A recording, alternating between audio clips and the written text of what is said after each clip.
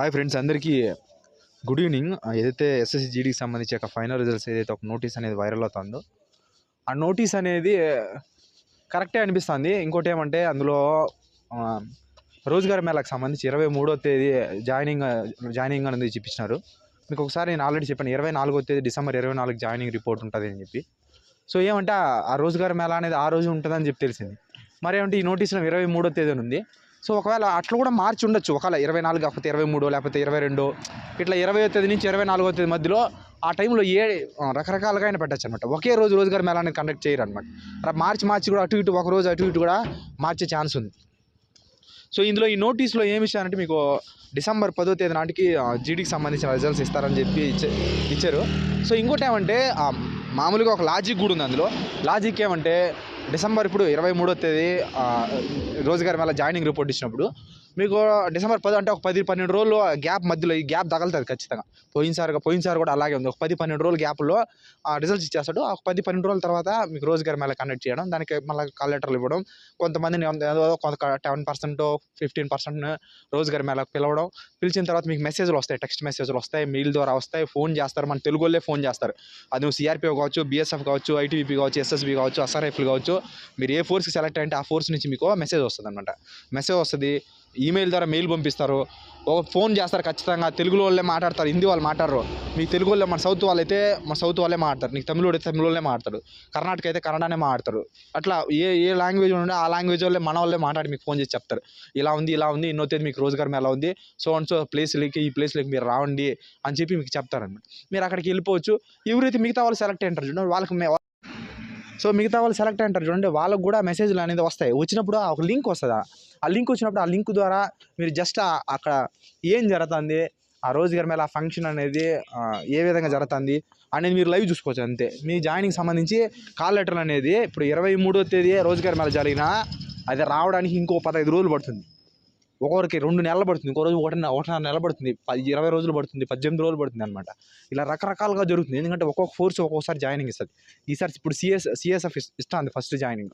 So దాని తర్వాత మళ్ళీ ఎస్ఎస్బీ అవ్వచ్చు, తర్వాత ఐటీబీపీ అవ్వచ్చు, మళ్ళీ తర్వాత సిఆర్పిఎఫ్ అవ్వచ్చు. రకరకాలుగా మార్చి ముందు వెనక ఎవరైనా ఇస్తారనమాట. అది కూడా ఒక ప్రాసెస్ ప్రకారం ఇస్తుంది. ఫస్ట్ హెడ్ క్వార్టర్ ఉంటుంది అనమాట. అంటే రకరకాలుగా నేను యూట్యూబ్లో పూర్తిగా చెప్పలేను. హెడ్ క్వార్టర్ ఉంటుంది. హెడ్ క్వార్టర్ నుంచి ఫ్రాంటీనియర్ ఉంటుంది, ఫ్రాంటీనియర్ నుంచి సెక్టార్ ఉంటుంది. అండ్ నార్మల్గా ఇప్పుడు మనం స్టేట్లో అంటాం కదా, ఎస్పీ ఆఫీస్ అని, మండల్ పోలీస్ స్టేషన్కి సంబంధించి, మళ్ళీ ఇలా రకరకాలుగా ఉంటాయి కదా స్టేట్లో. అలా అనమాట పారామిలిటరీలో కూడా. అక్కడ నుంచి మీ ఫ్రాంటీనియర్ నుంచి అలా వస్తాయి అనమాట. మీకు హెడ్ క్వార్టర్ నుంచి ఫ్రాంటీనియర్ నుంచి సెక్టార్ నుంచి మళ్ళీ మీకు ఇట్లా ఈ ప్రాసెస్ ఒక ఛానల్ అనమాట. ఇది మీకు ఛానల్ ద్వారా నడుస్తుంది. ఆ నడిచే లోపు మీకు వచ్చేది మళ్ళీ మీ పోస్టల్ ద్వారా వచ్చి ఆ రివర్ తేలి మీ చేతికి వచ్చే కొద్ది మీకు 10-20 రోజులు పడుతుంది అనమాట. అది వచ్చిన మళ్ళీ ఇంకో 10 రోజులు పడుతుంది. మీరు జాయినింగ్ కూడా 10-15 రోజులు మళ్ళీ జాయినింగ్ పడుతుంది అనమాట. ఒక లెంతీ ప్రాసెస్ జరుగుతుంది. సో వెంటనే మీకు జాయినింగ్ అనేది ఇవ్వరు. సో ఫస్ట్ ఈ నోటీస్లో ఏముందనే దాని గురించి మీకు ఫస్ట్ చెప్తాను. ఇక్కడ మెయిన్ ఇంపార్టెంట్ దాని గురించి మీకు చెప్తాను. ఇక్కడ చూడండి, the final results of side recruitment the expected to be declared by SSC by the 10th December అని చెప్పించాడు. అంటే రేపులా మొన్నటికి మంగళవారం అనుకుంటా. సో నా సెంటిమెంట్ రోజు. సో మంగళవారం అంటే ఇష్టము. మేబీ ఆ రోజు నేను బుధవారం అని చెప్పాను. సో మంగళవారం కానీ బుధవారం కానీ అటు ఇటు ముందు రోజు అటు అయినా ఒక రిజల్ట్స్ వచ్చే ఛాన్స్ ఉంది. సో ఆల్రెడీ మీ రిజల్ట్స్ రెడీ అయింది. సో మరి ఏ క్షణంలో అయినా మీకు రిజల్ట్స్ అనేది రిలీజ్ చేస్తారనమాట. సో అది ఇచ్చారు. తర్వాత ఇంకోటి ఏమంటే మెయిన్ పాయింట్ ఇక్కడ ఉంది చూడండి. ఇక్కడ ఇచ్చారు చూడండి. Offer of appointment will be distributed to the selected candidates during Rozgar Mela to be held on 23rd December 2024 అని సంబంధించి ఇచ్చినాడు అనమాట. సో ఇదే మెయిన్ పాయింట్. ఇంక మిగతాది అవసరం లేదు, మిగతాది మ్యాటర్ అవసరం లేదు. సో ఏమంటే 23వ తేదీ నాటికి మీకు రోజ్గార్ మేళా అనేది కండక్ట్ చేస్తారని చెప్పినారు. అయి ఉండొచ్చు, 23వ తేదీన అవ్వచ్చు, 24వ తేదీన అవ్వచ్చు. ఈ 2 రోజుల్లో మనం ఎగ్జాక్ట్ అని చెప్పలేం. అప్పుడైతే మాకు 24 చెప్పారు. సో నాకు వచ్చిన ఇన్ఫర్మేషన్ 24వ తేదీ అని చెప్పింది. మీకు చాలామంది రకరకాల నోటీసులు వచ్చినా 21వ తేదీ వచ్చినా సరే నేను మళ్ళీ 21వ తేదీ కాదు 24వ తేదీ ఉండొచ్చు, లేదా 20 నుంచి 24 మధ్యలో ఉండొచ్చు. ఆ 20 నుంచి 24 మధ్యలో ఎందుకు ఉండొచ్చు అంటే గవర్నమెంట్ డిసిషన్లు అనేది ఎప్పుడు ఎప్పుడు ఏం తీసుకుంటారో ఎవరికి తెలియదు. సడన్గా మారుస్తారు. ఎందుకంటే అవంతా మెయింటైన్ చేయాలంటే రోజుగారి మేళ అనేది చాలా పెద్ద ప్రాసెస్, లెంతీ ప్రాసెస్.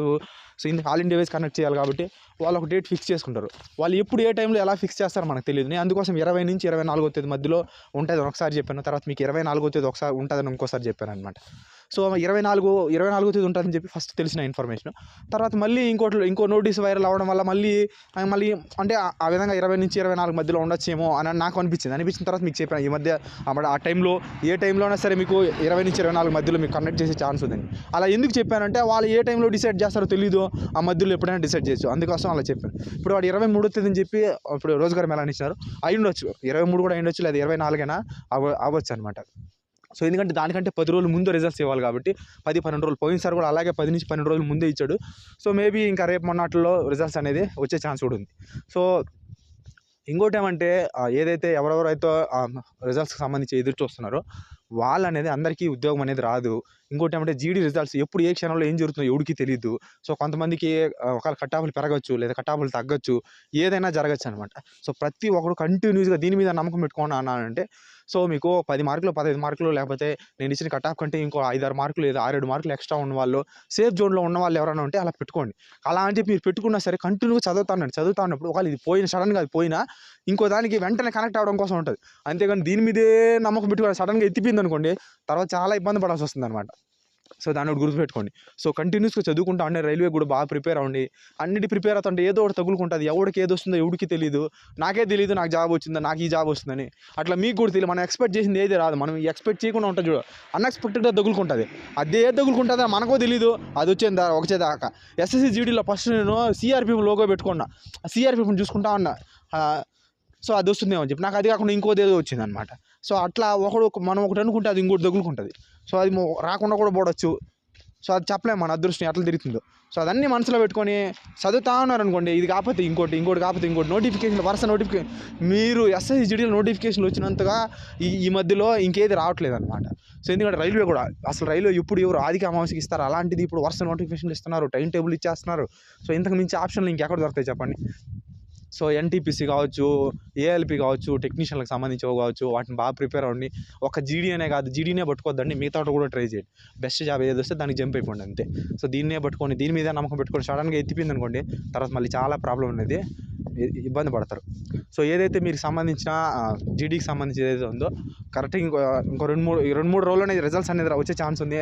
సో 23వ తేదీ రోజుగారి మేళ అనేది 23 కానీ 24 కానీ, సో ఆ 20 నుంచి ఆ 24 మధ్యలో ఒక డేట్ అయితే ఖచ్చితంగా ఫిక్స్ చేస్తారు. వాళ్ళు ఫిక్స్ చేసి రోజుగారి మేళ అనేది కండక్ట్ చేస్తారు. అందులో సిఆర్పిఎఫ్ వాళ్ళని కూడా పిలిచే ఛాన్స్ ఉంది. సిఆర్పిఎఫ్ వాళ్ళని కూడా పిలిచి మీ ట్రేడ్స్ మ్యాన్ వాళ్ళు ఎవరైతే ఉన్నారో, తర్వాత కొంతమంది మిగిలిపోయి ఉన్నారు విత్ హెల్డ్ వాళ్ళు, ఆ మిగిలిపోయిన వాళ్ళు కూడా నాకు తెలిసి వాళ్ళని కూడా పిలిచి ఇచ్చేస్తారు. లేదంటే కొంతమందిని పిలుస్తారు, మిగతా వాళ్ళందరికీ కాల్ లెటర్లు పంపిస్తారు. మీరు రావడానికి కొంచెం టైం పడుతుంది, అప్పటి వరకు వెయిట్ చేయాలంతే. అది నెల అవ్వచ్చు, 2 నెలలు అవ్వచ్చు, 3 నెలలు అవ్వచ్చు. ఒక ఫోర్స్ ఒకలాగా ఉంటుంది. అసలు అంటే అందరికంటే లేట్గా ఇస్తుంది, 4-5 నెలలకి ఇస్తుంది అది. సో ఒక్కోసారి అంత లేట్ ప్రాసెస్ వాళ్ళు. సో అలా అది వచ్చేదాకా వెయిట్ చేయాలి అంతే. నాకు రాలేదంటే రాదు, వాళ్ళు పంపించినప్పుడే మనకు వస్తుంది అనమాట.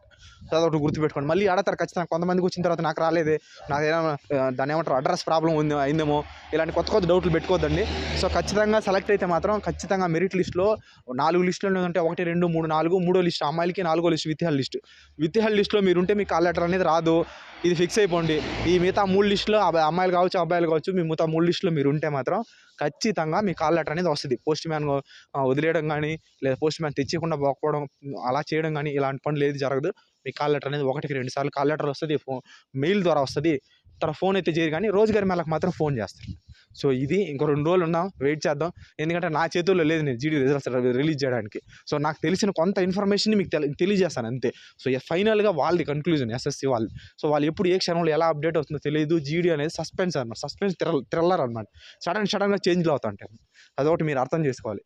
సో ఇది వీడియో. థ్యాంక్ యూ, జై హింద్.